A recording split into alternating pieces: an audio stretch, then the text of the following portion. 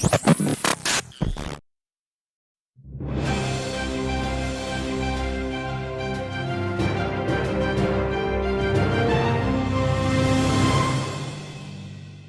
evening and welcome to the evening news for today, Wednesday, April 26, 2023. I am Jemima Holmes. Thank you for tuning in. Now let's take a look at some of the lead stories tonight. Brazen attempts to steal elections reveal the COI report handed over.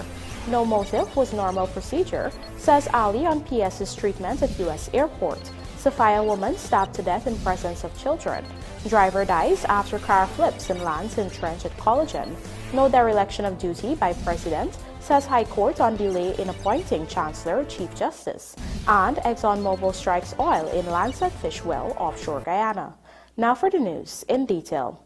The final report of the Commission of Inquiry into the events of the 2020 general and regional elections has been handed over to President Dr. Irfan Ali.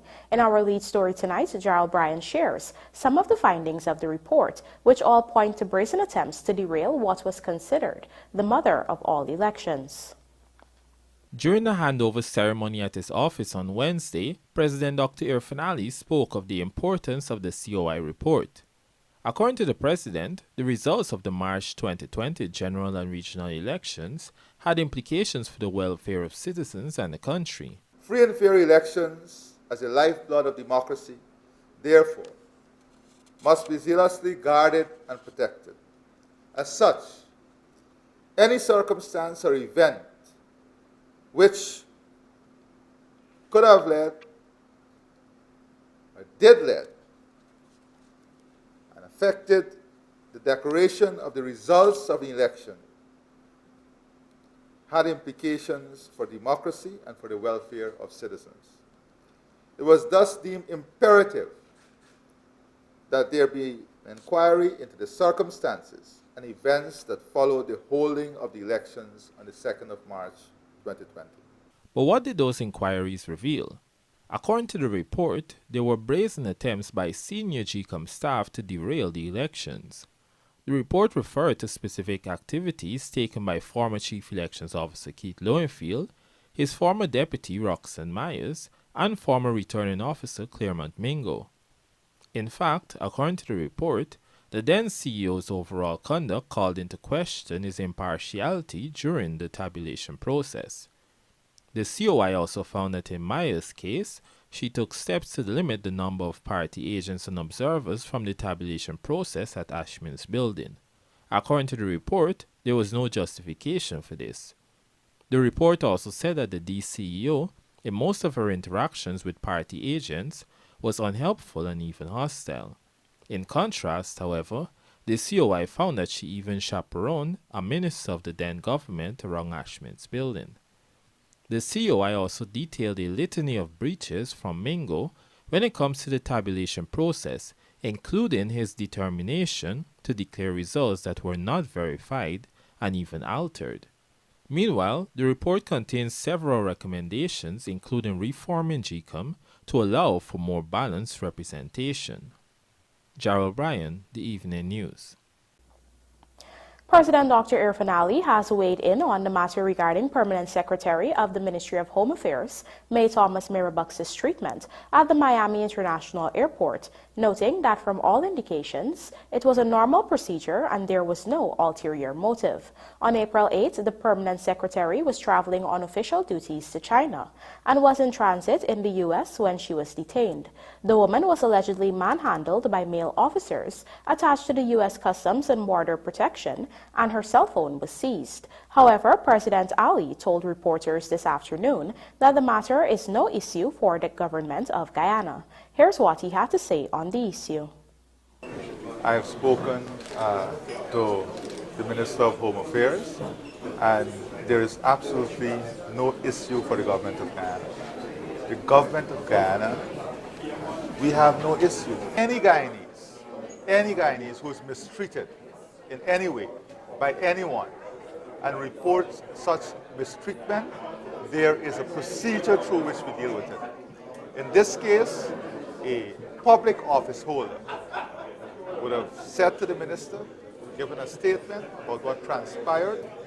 All of that would be handled through the procedure. And the procedure is one in which the Ministry of Foreign Affairs will examine the report and then pursue that report with the relevant agency. In this case, I am convinced that once that report is completed, the Ministry of Foreign Affairs would channel it through the necessary procedure.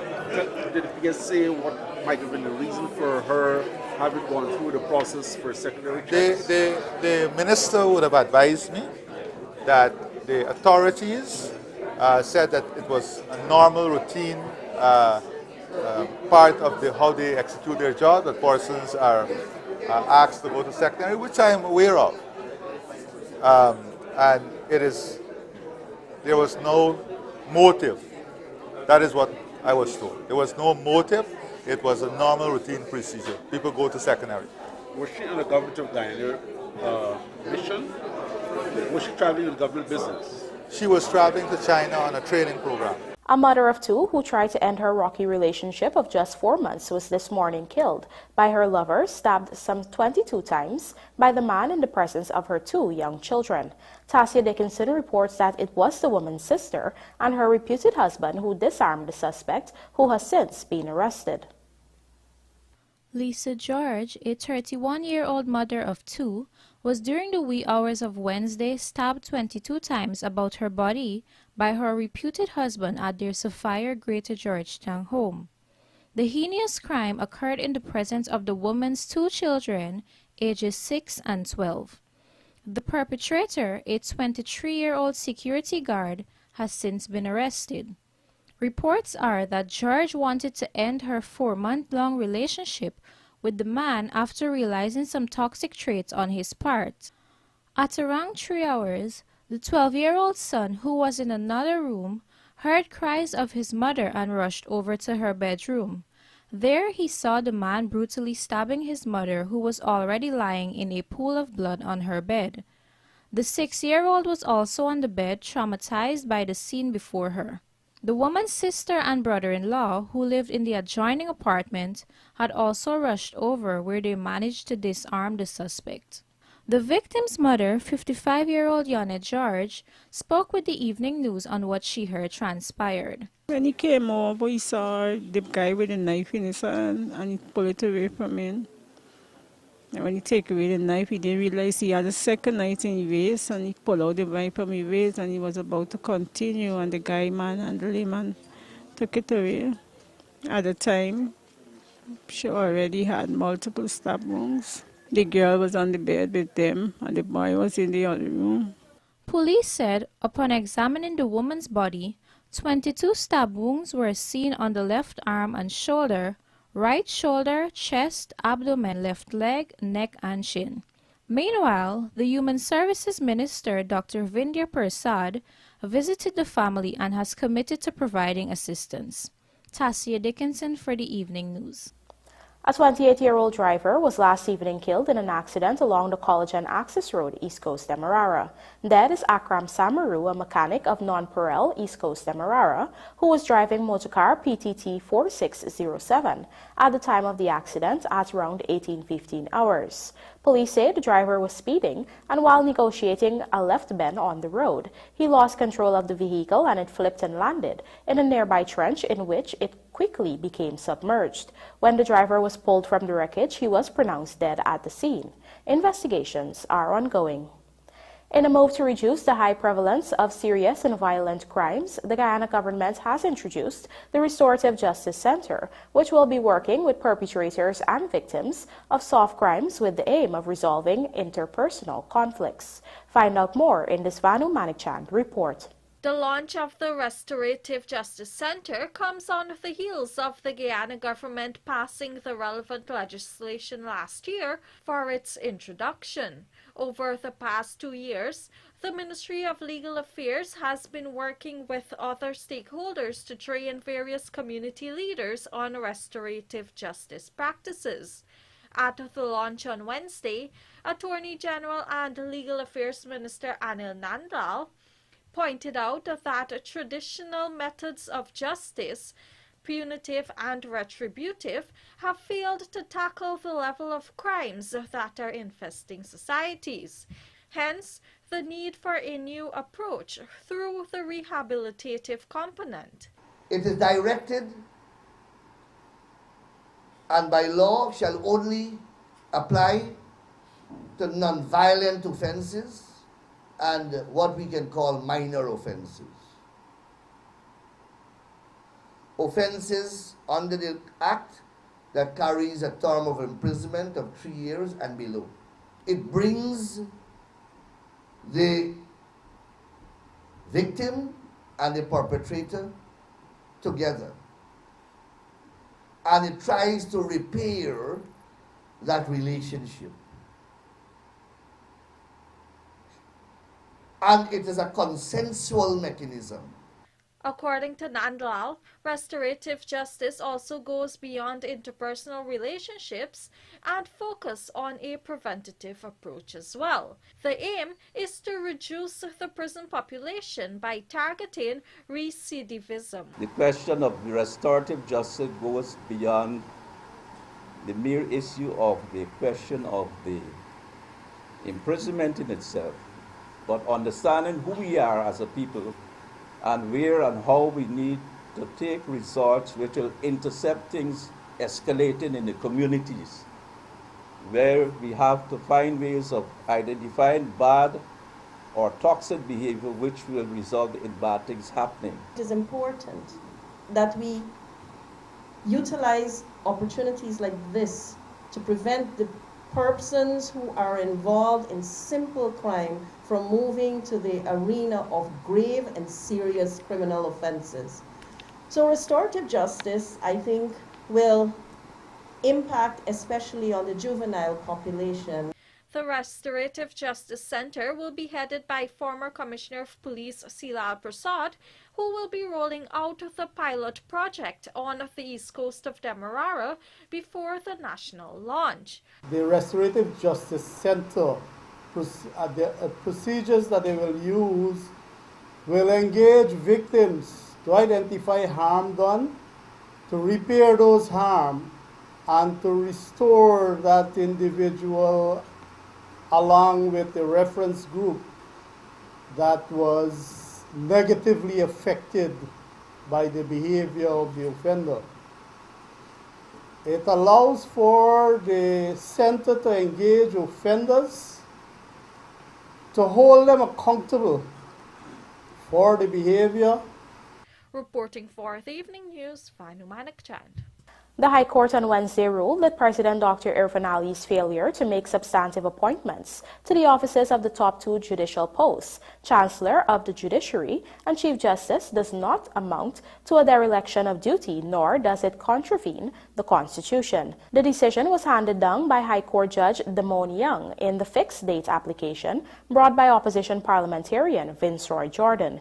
In that FDA, Jordan had asked the High Court to declare that the head of state's failure to make the appointments between August 2020 and April 2022 amounted to a gross dereliction and abdication of his duties. He had also sought an order directing the president to forthwith initiate the process contemplated by Article 127 of the Constitution to fill the important judicial posts. Article 127(1) of the Constitution states, "The Chancellor and the Chief Justice shall be appointed by the President after obtaining the agreement of the Leader of the Opposition." While delivering her ruling, Justice Young pointed out that President Ali cannot be faulted for the delay in the appointment because there was no opposition leader for him to consult between January 26, 2022 and April 12, 2022. Joseph Harman resigned as opposition leader on the former date, while Aubrey Norton was elected as the new opposition leader on the latter. Even after Norton had been appointed, she said that he himself contributed to the delay as he refused to meet with the president. Coming up, sections of New Amsterdam flooded after several hours of rainfall, and Hydromet spending millions to improve domestic weather services. Do stay with us. More news ahead.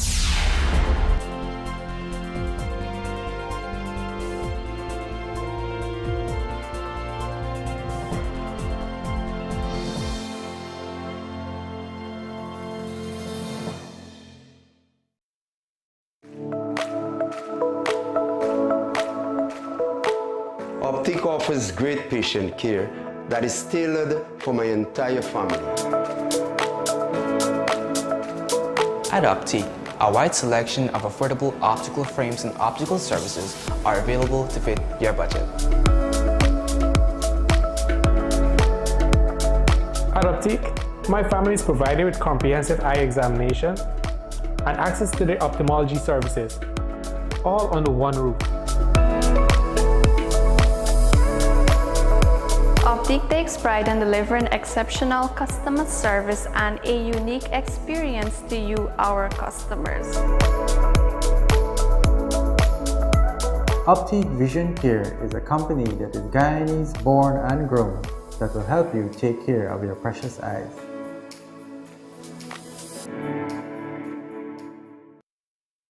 It's the big taste you love. Devon Big Six. For when you want more. Devon Big Six. The biggest six in Guyana. More chocolate. More custard. More value. Devon Big Six. Put a smile on your face.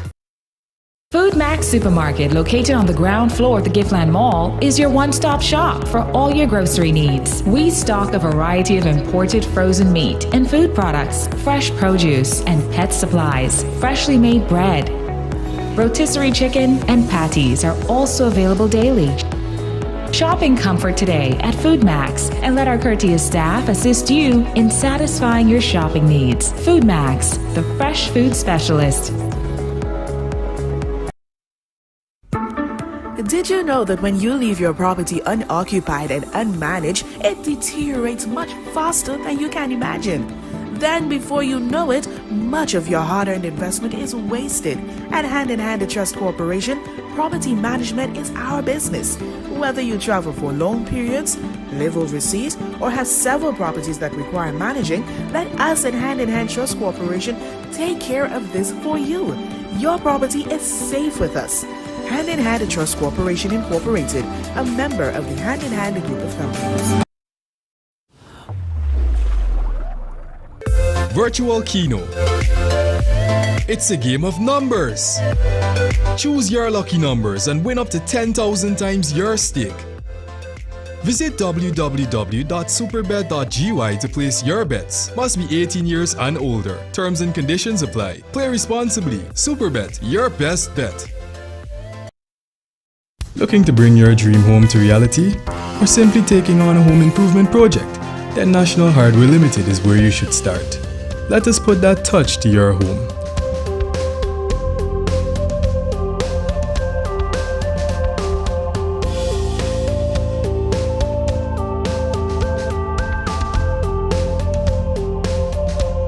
Choose from over 1,000 Berger Paint original hues for any surface.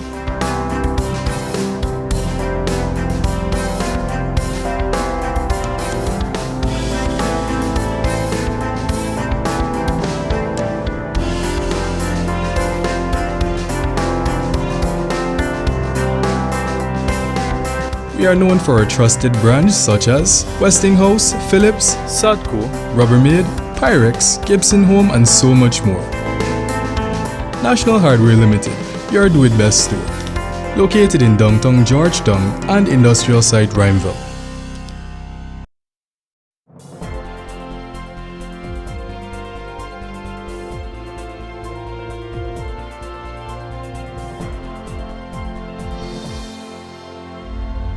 Welcome back. You're watching the Evening News. ExxonMobil has made yet another oil discovery in Guyana's prolific Stabroek offshore block, with the news of this new discovery being shared by Hess Corp, ExxonMobil's partner in the block. Gerald Bryan reports. According to information shared by Hess Corporation, 92 feet of oil-bearing sandstones was found in the Lancet Fish 1 well. The well, according to Hess, was drilled by the Noble Don Taylor and is located some 4 miles southeast of the Fangtooth well, ExxonMobil's discovery earlier this year. While Lancet Fish is a triumph, it was a more somber story for another well that was drilled during the first quarter of 2023.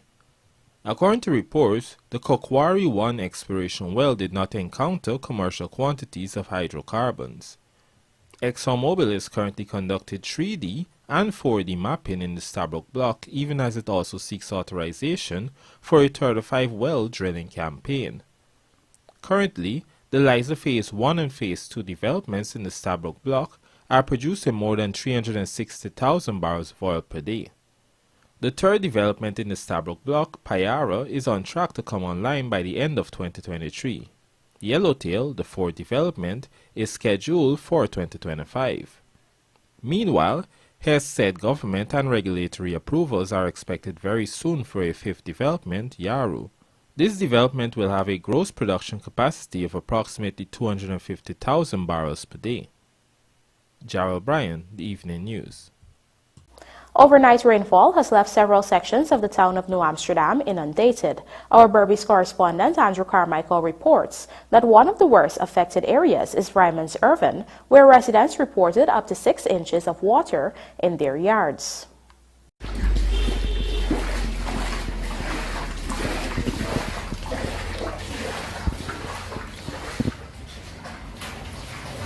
Some stores in New Amsterdam had water covering every square inch.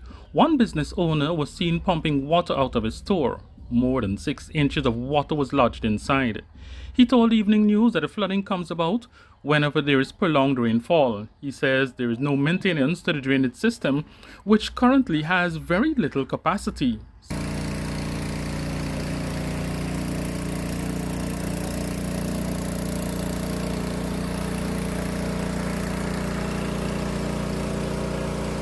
One of the hardest hit sections of the business community was Pitch Street. Some say it took them hours to bail water out before being able to open. We're underwater since last night from 10 o'clock. 4 inches of water in the kitchen, in the store, and all the stuff damaged. Baby clothes, there's the suitcases of clothes. How we start? Now I'm trying with a pump to get it working. I'm not having a man here. I do not know how to do it. The businesswoman said she was unable to use her kitchen or open her store for the day. We are having this problem for a long time. I don't know the drainage. I try, get people to dig the drains and see, but I can't do it alone. Others have to do it. Giandat Mare, who operates a pharmaceutical business in the town, says whenever there is a heavy shower, his store is flooded. He said blocked drains are one of the main contributing factors. Coupled with that, the tide was high, thus preventing sluices in the town from being opened. Due to the heavy rain last night, when I woke up and I came downstairs to open business, the whole place was flooded. It had over 6 inches of water, and we had to bail. We started about 8 o'clock and we finished till about 11 o'clock, bailing the water. And all in bail yet. We still got some in the garage here. But we try to do this part here first. I'm having some serious flood in my shop, whereas it's uncontrollable. This is like going on 2 weeks now. I had it like last week. And it come back up like way much more today. It's like I've just ordered some new furnitures. Everything is being soaked. It's been affecting me in so many ways. I have a lot of bills. I have a lot of things to do. And whereas, as you can see, it's all flooded. The drainage is very, very filthy, and is that nobody is doing nothing and absolutely nothing about it. You're paying your tax, you're doing this, you're doing that, and still, this is what I have to deal with. I've had gained so many losses. Nicola Luther says the municipality should take responsibility. Luther is seeking a seat on the new council. This morning I woke up to a lot of phone calls telling me to come and visit my area, what is happening. So I rushed down here as quickly as I can. And when I came through the street, the first thing I observed is that the head of Peace Street was blocked. And all the businesses, the stores are flooded out. Oh my, it's so hurtful to see what's happening to some of the people that are working through here, that own stores. A lot of items damaged. They said they would have made several complaints to the town council about this situation, and this is not a situation that has been occurring now. It has been occurring years and years, and they're still not doing anything. Environment observing the water covered the entire road network. Certain categories of vehicles could not venture into that community. Andrew Carmichael, the evening news. Pooja Rambaran joins us now with this report that significant investments are being made within the local hydrometeorological office to improve weather services across the country, including in the areas of aviation and maritime operations. Here are the details. Among the significant investments include an estimated $275 million expenditure to improve domestic aviation weather services at 17 interior locations. Automatic weather stations reporting weather data on a 24-hour basis will be installed at locations such as Mabaruma, Port Kaituma, Matthews Ridge, Oriala, Camarang, Mbaimadai, Madia, Kaichur, Paramakotoi, Letem, and Ibini. These are all on the hinterland or in close proximity to our hinterland airfields to ensure that pilots traversing those routes would have adequate information to determine the best flight route and to keep passengers and cargo safe as they travel our hinterland to these hinterland locations. That was Dr. Garvin Cummings, Chief Hydrometeorological Officer at the Hydromet Office during the 14th National Climate Outlook Forum on Tuesday. He added that about $50 million will be spent on the procurement and installation of 2 meteorological buoys for offshore Guyana. These will provide meteorological and oceanographic data and information. This undoubtedly will enhance our services to fisherfolk and marine traffic, as well as those concerned with coastal zone management and national defense and security. Additional investments include efforts to educate farmers countrywide on using location-specific climate data to help them make better decisions. A further $15 million is also going towards improving groundwater management and over $30 million to improving climate modeling capabilities. This will allow us to expand the range of climate products available to our stakeholder base to improve decision-making at the climate timescale. We are ambitious enough to believe that the new climate products will be available by the first NCOF in 2024. The Hydromet Office has also received investments outside of the government to improve its services. This includes a grant through the World Meteorological Organization's Systematic Observations Financing Facility. Pooja Rambaran for the Evening News. The Combating of Trafficking in Persons Bill was on Monday tabled in the National Assembly, proposing sweeping changes that will better protect at-risk persons from the scourge of human trafficking. Gerald Bryan has the details. The bill was presented to the National Assembly during the 63rd sitting by Minister of Human Services and Social Security, Dr. Vindhya Prasad. According to her, the bill will contain comprehensive measures to combat human trafficking. Mr. Speaker, I present to the Assembly the Combating of Trafficking in Persons Bill 2023, Bill number 6 of 2023, a bill intituled an act to provide comprehensive measures to combat trafficking in persons and for connected matters, and I move that the bill be read the first time. In the bill, a person's past sexual consent or history, marriage, or their immigration status cannot be used against them. The bill also covers the recruitment, transportation, and sheltering of a child for the purpose of exploiting them for use in prostitution or the drug trade. The transportation of anyone across the border for exploitation is also an offense that will carry on summary conviction, a $5 million fine, and up to 5 years in prison.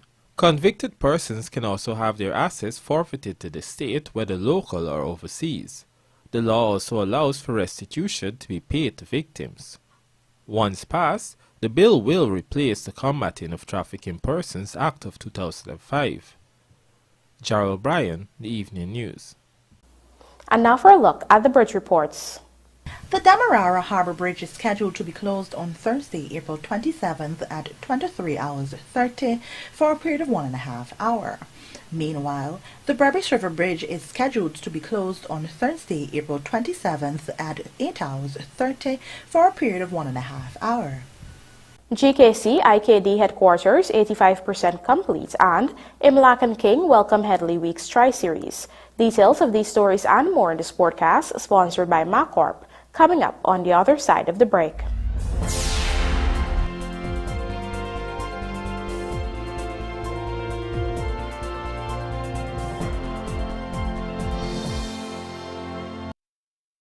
Oh my lord! I just love to shop in this store. My customers, them gonna love all these things. So many different things in one place. Household items, electronics, toys, stationery, confectionery, exercise equipment, shoes and clothes for men, women and children, school things, costume, jewelry, perfume, makeup. Oh, look the makeup! Giftland Office Max, Guyane's favorite department store. John Lewis Styles has opened a new department, now offering home goods. Here you can find quality sheets and towels, pillows, blankets and even bath mats and shower curtains. Organize your laundry with clothes baskets, fabric steamers, irons and ironing boards. For the kitchen we have small appliances, towels and mittens, pot sets and dinner sets too. Decorate the house with mirrors, picture frames, floating shelves and decorative pillows. All these and more on Waterloo Street. It's fashion for the home. John Lewis Styles. Simply different. Complete control of power is in your hands with the ultimate U.S. brand Generac generators from Sylvie's Variety Store. Get the supply and reliability you need every time. From 1,800 to 8,000 watts of power for residential and commercial use. Recoil and electric start with gasoline engines. Generac generators from the authorized dealers Sylvie's Variety Store.